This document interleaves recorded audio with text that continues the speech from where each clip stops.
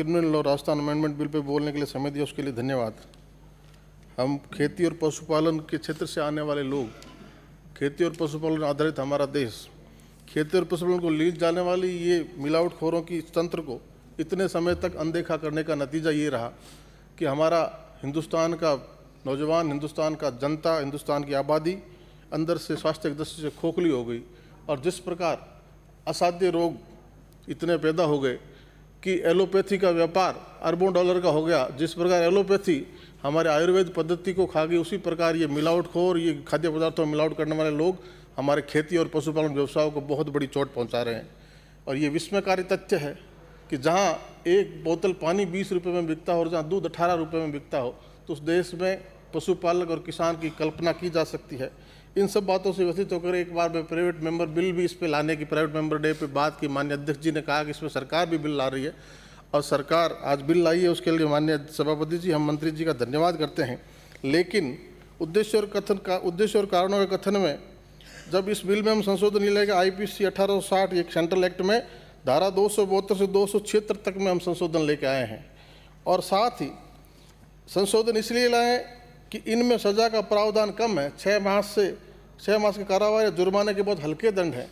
और साथ ही जब हमारा ये कानून खाद्य सुरक्षा अधिनियम 2006 और औषधि प्रसाधन सामग्री अधिनियम 1940 औषधि अधिनियम जिसको कहते हैं, जब ये दोनों विद्यमान हैं जिनमें सज़ा के प्रावधान बहुत कड़े हैं, जब कड़े प्रावधान होते हुए भी हम इस फूड अडल्ट्रेशन को, अपमिश्रण को, इस मिलावटखोरी को रोक नहीं पाए, तो उन दोनों के मध्य कि वो हल्के प्रावधान है सजा के और ये कठोर प्रावधान है सजा के, इसलिए ये बिल लाना पड़ा है।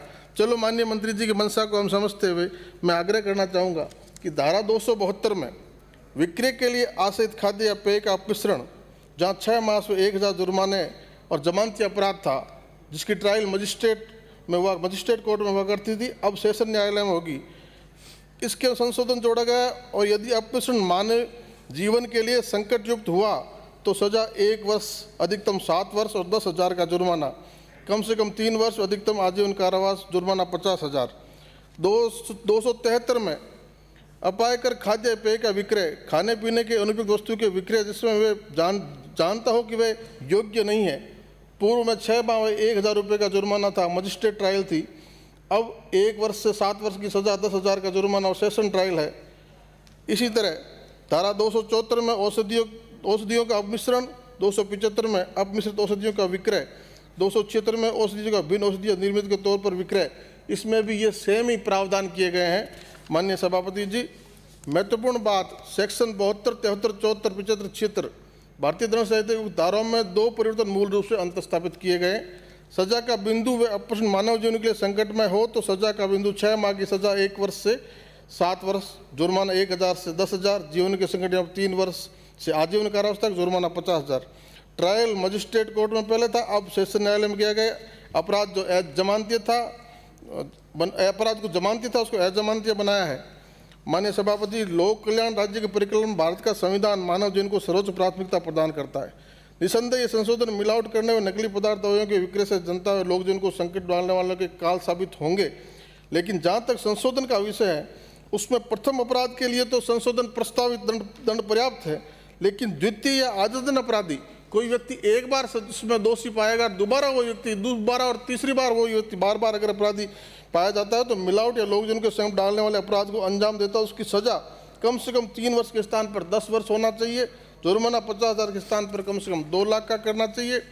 अपमिश्रण की जांच के संबंध में धारा 272, 73, 74 इसमें वाले अपराध के संबंध में अपमिश्रण की जांच हेतु जिला स्तर के संबंध में अपमिश्रण की जांच हेतु जिला स्तर पर प्रयोगशाला के संबंध में व्यवस्था, कल्पना तो SDM स्तर पर प्रयोगशाला की थी, लेकिन जिला स्तर पर अभी तक पहुंच नहीं पाए और बिना इसको लागू करने में अनुसंधान समयबद्ध तरीके से पूर्ण होगा, इसकी भी आवश्यकता रहेगी।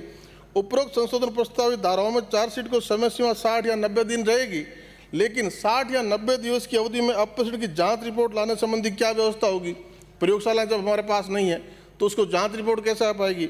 और बिना जांच रिपोर्ट के अपराधियों को प्रश्रय मिलेगा, अपराधियों को मदद मिलेगी। जांच व्यवस्था हो तो पुलिस को जांच किट भी दिए जा सकते हैं, ये भी सुझाव है कि पुलिस को ही जांच किट दिए जा सकते हैं। लेकिन दंड विधान की उपरोक्त धाराओं में संशोधन के साथ साथ वे हर रास्ता बंद करने की आवश्यकता है जिससे शातिर अपराधी बचकर निकलने की संभावना खोजते हो। अब प्रश्न की जांच थानाधिकारी स्तर का अधिकारी करे और इसके लिए विशेष नियम की व्यवस्था भी हो, ये भी माननीय मंत्री जी इसमें संशोधन लाए।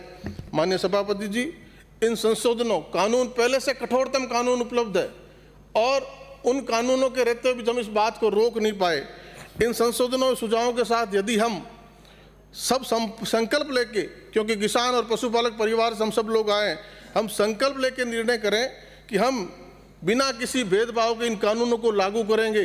किसी तरह की कोई पार्टी, कोई पंथ, कोई धर्म, कोई जाति, किसी बात का भेदभाव नहीं, सिर्फ एक ही बात का ध्यान रखेंगे कि किसान और पशुपालन के हित में है, तो निश्चित तौर पे हम किसान का भला कर पाएंगे। और हमारा अन्नदाता, वो जिसकी पीठ पे सीढ़ी लगा के सभी राजनीतिक लोग यहाँ तक पहुँचते हैं, उस पीठ का नाम किसान पीठ है। और उस किसान और पशुपालन के भले हम तभी कर पाएंगे जब हम पूरी ताकत से संकल्पवान होकर इनको लागू करेंगे। और उस वक्त किसान, हमारा अन्नदाता, खुशी खुशी एक हाथ में एक कंधे पे हल रखे, दूसरे हाथ में गाय और भैंस की डोरी थामे हुए खेत की तरफ जाता हुआ, हंसता मुस्कुराता हुआ जाता दिखाई देगा। और ये जब संकल्प पूरी ताकत से हम लागू कर पाएंगे, तभी हम इस देश के साथ न्याय कर पाएंगे। और वो अन्नदाता, वो किसान, पशुपालक अपने ही लगाए हुए पेड़ से लटकता हुआ नजर नहीं आएगा और हम हिंदुस्तान के किसान और पशुपालन का भला कर पाएंगे।